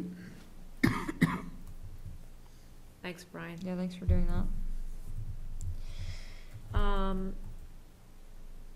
Membership, we have, looks like Haley's been reappointed and that's been approved, right? Mm-hmm. And Brian's Congratulations. appointment's been approved. Voted So- and signed today. So thanks to All in both one of you for shebang. taking care of that. So that's membership. And you said you're signed in as well? Mm-hmm. Could you could you scan a copy of your, Oh, yes, I'll send it to you. yeah, Yep. that'd be great. Print that down. The last item on regular business is I was supposed to go to the Board of Selectmen meeting tonight to give a quarterly report, which they had started a long time ago, and I had for a year or so been giving quarterly reports, and then it kind of fell off wagon or radar or whatever you want to call it. I was trying to get that going again, so I was scheduled to do that tonight, but had to be in Portsmouth with Will for a medical procedure, so I didn't get back to Deerfield until just 5 minutes before this meeting. So all that to say, I'm scheduled to do that now, April 1st, so it will happen. But if you have items that you think the Board of Selectmen should be apprised of, let me or Judy know so we can make that list of Can you say list of that, things. did, you actually did present this sometime in July? I couldn't think of a way to quickly find out, and I I didn't have think no John idea. could either. I think I did, so let's just say we did. Okay, and I'll go through the minutes and pick up whatever looks appropriate beyond, in fact, I think this was beyond, this probably was the second quarter. 'Cause it Yeah, went- I think let's yeah. just think about what And we've then done in go the beyond, last. and I added on stuff to it, and I wouldn't worry too much about that, I would just I'll add, go you know, beyond. what we've done the last 3 3 or 4 months. or 4 months and go Mhm. with that.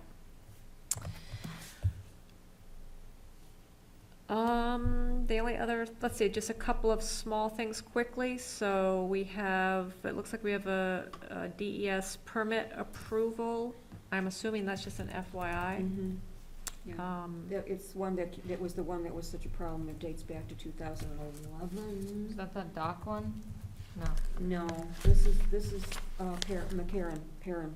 Oh, So this is just saying it was finally approved. They finally did approve it with lots of restrictions. Oh, I saw that in the email. You Mm. sent that via email. Yeah. Okay. The other thing I wanted to bring up was that, I guess Haley, you sent that today, so there's, I made Barbara send it for me, but yeah. or, yeah, okay, yeah, that's right. So, well, why don't you describe it? Do you want?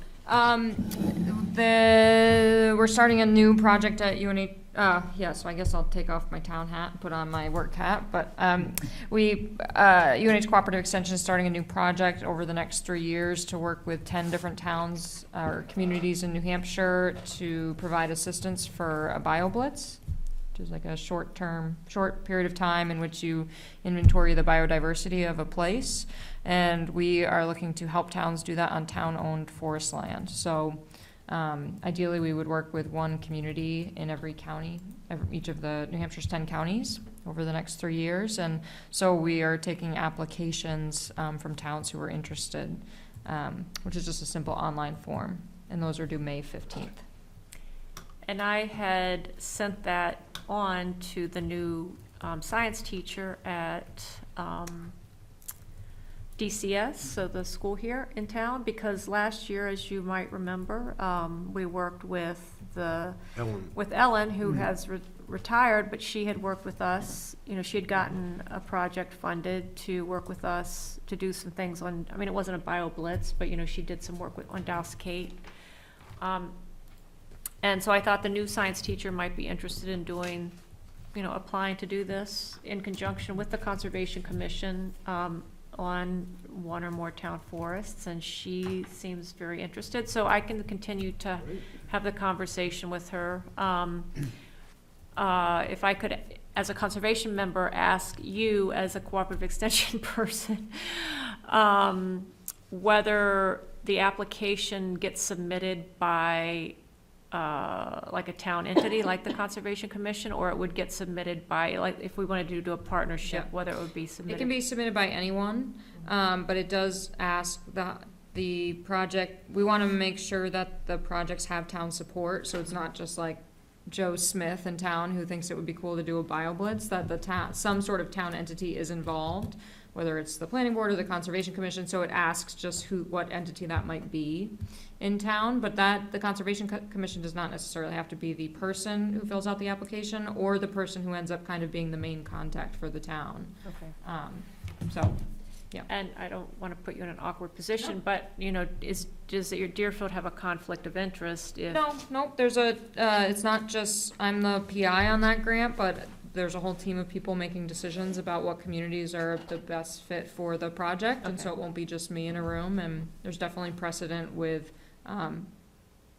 staff, people at Extension providing technical assistance to their towns through their work, so it's Okay. not out of question at all, no.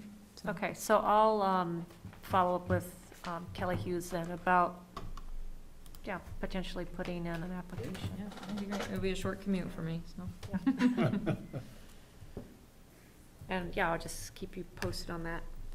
Kelly Hughes, is that the person from UNH or from? Kelly Hughes is the DES? teacher at Kelly Hughes? DCS, the new science teacher, the new 7th, 8th grade science teacher, I So should would say. it be expected that the science teacher complete the application process and file all the paperwork, or would she get support from DCC or other? I think the idea is that I would submit the application and work with her to enter, to make it happen, I guess. Yeah, Or at least, I guess. Yeah. Just because that would provide an indication that there is town support for the Mhm. project. Yeah, and there's some questions about, what town properties might be a good fit, and the acreage, and, characteristics about them. Very simple, but that would be something you would inherently know more than Kelly might at this point, so.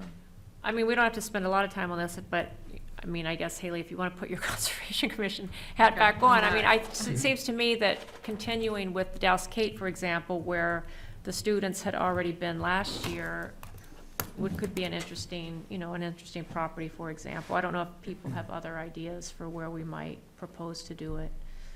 Well, there's Freeze, nice, I mean, that's got a lot of water and also. It's not very accessible for students, that's the only thing. I think Yeah, Douse, it's rugged. you know, Douse, I mean, 7th and 8th graders, I think, Douse Kate has a trail, it has parking, so, anyway. What's the name of that property? Doused Kate, Doused Cave.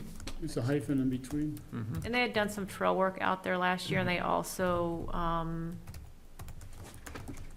well, I don't know what all they did. They Mhm. did some, like a natural resource inventory of some sort, but.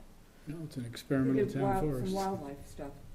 And some They were wildlife, going wildlife tracking. tracking and Wildlife things like tracking, yeah. that. So it wasn't as maybe formal as a bio blitz, but, I don't know, give it some thought. It doesn't have to be Douse Kate. That just came to mind because that's where they worked last year, but it could be another property. And Freeze would be great. I'm a little concerned about, there's no parking for the bus and there's no trails for the students. And Yeah. knowing the kids, knowing my daughter as a 7th grader and her friends, I think a trail is probably a good idea. Yeah. There's this property on Thurston Pond with plenty of parking and trails. That's true, that's true, yeah, It has to be town-owned. town owned. What about the mix of land types? Do you want all forest, or do you want open space? Do you want wetlands, or all of Well, that? I don't want any, Well, I mean, put back on my other hat. It's, you know, we are looking for properties that are at least 50 acres in size, but ideally over 100 acres would be great. You know, you want a good amount of space to explore, Sure. because with that space usually comes a little bit of diversity and habitat, which would be ideal. But we have no, you know, prerequisites on what exactly the property holds, so. well, so whether it's all forest or Yeah, no, all that would be open fine. land, Yeah, doesn't yeah. matter, okay. What's our most diverse town forest? Marston Farm, I have no idea. No idea. 128 Yeah. acres worth. Could be Marston Farm, our newest, acquisition. Sure. Yeah, that's don't got a nice. I mean, I guess I can give her some options and see what she thinks in terms of Mhm. what would fit into her, kind of what she would like to see done. So, all right, well, we have, Yeah. I thought the deadline was Friday, and it's. Yeah, it's she's gonna not. send out a correction Sounds tomorrow. like a nice project. But we have 2 months, Yeah. so I could Yeah. bring this up again at the April meeting, before the application's due. Okay, thanks.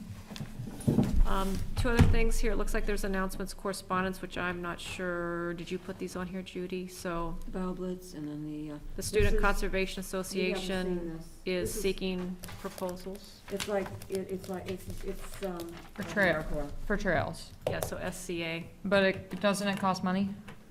Not really. There is some Well, money. They, Yeah. Thank you. you'd fund anything that, I mean, like, any supplies that require, you know, if you're gonna you want to build a bridge, you Yeah. pay for Oh, the I thought supplies for and some such. reason you had to pay a small little stipend or I something. thought there was something, yeah. Says partnering organizations provide project specifications and funding to support expenses Yeah. related to the project. Related to the project, Yeah. yeah, but not necessarily them. And they have the crews equipped, 11-day period. That's is that student conservation? Yeah. Mhm. Student They're Conservation responsible Corps. for the project oversight and supervision. Complete liability workers' comp. Is there a deadline on this?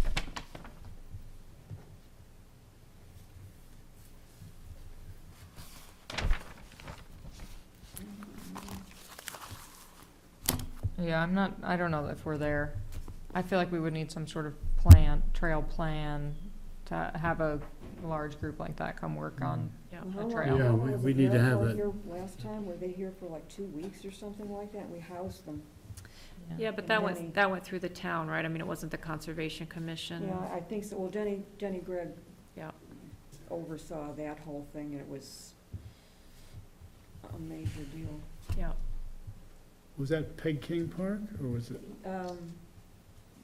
That was one of them, Yeah, I think, so. one of the things that Okay. they worked on. Mhm. Yeah. Okay, well, if anyone's interested, here's the information. On it, yeah. It's a correspondence. Yeah. Or it's an FYI. And then the last one is, Northern Pass, and it's just, I'm just letting you know, we received Motion to strike portions of the brief and appendix. They are, the Eversource is bringing, well, Eric probably knows this better than I do. They're bringing up the project, the Seacoast project. And they want that to be considered in the Supreme Court hearing. Well, yeah, and And there they're was a objecting. motion by They're the, objecting. And, You know, well, the- they're, yeah. basically, the argument was, it has nothing to do with Northern Mass, it's Durham, it's, and they were trying to bring that in as an example to get their, move their decision along, so they'll get what they were looking for, and it was struck down, or it was a motion to strike, so, Mhm. and there was another one that came out, they had filed their response, again, they being Northern Pass, and after they'd filed that, it's like they thought of something else they should have included, and they tried to stick that in. And But wait, there's more. the counsel for the public picked that one up and gave a summary, no, you can't do that, I'll see what happens, it's not up to him, but, so, the beat goes on. I guess, we don't normally get Well, I think, hard copies of it, but this one. yeah, we but got this, see, here we're on the submitted. list, so we're always gonna get that stuff. We have not, Oh, no? typically. Oh, my God, can you imagine? I'd have to have Kate's file drawer would be full. Well, I've seen a few, I'm on the list, it hasn't been that many, but, I mean, just over the time oh, yeah. of the project. right, right. No, we had one more before this, and I don't recall what it was, Right. but I filed it. Okay, so before we, that's all I have. Does anyone have anything else? So before we formally close, thanks for joining us tonight. It's Melissa.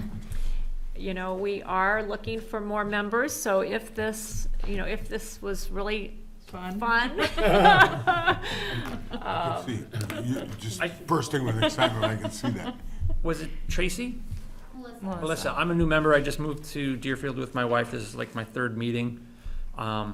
There's a lot of, I can tell there's a lot of work going on here, and it's a strong team. It would be great to have you on. Well, I've worked with Haley for a couple plus years now. I work at New Hampshire Fish and Game, I'm wildlife biologist there, but I work actually with snakes, amphibians, and freshwater mussels and beetles now too. But I also run the environmental review and natural heritage stuff out of New Hampshire Fish and Game.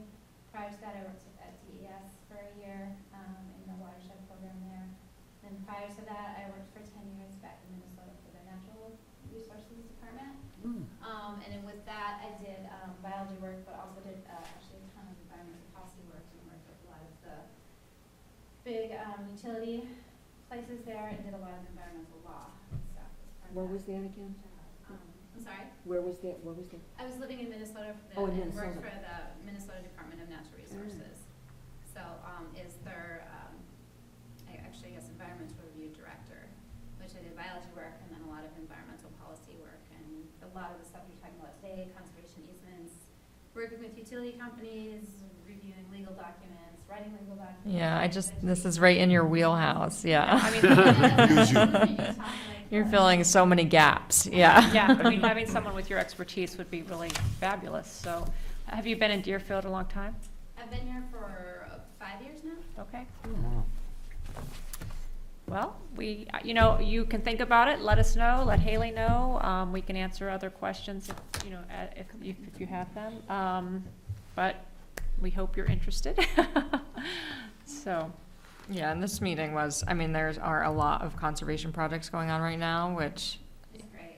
it's great, but it's like 2 years in, I still feel like, it's hard to keep track of everything. yeah, I finally know all the ones that we're talking about, but for the first, it's like you can't catch up quite on some of them at first, but eventually it's like, oh, okay, now I know everything that's going on, I kind of. think it took me at least 5 years Yeah. to figure out what was going on. Yeah, so, Projects That's that right, years still go like- through it, and when you're talking like the utility companies, some of those can be like decades yeah, before they actually. yeah, yeah, start getting yeah, permit so. applications. Well, we'd love to have you, but no pressure. We meet once a month at this time.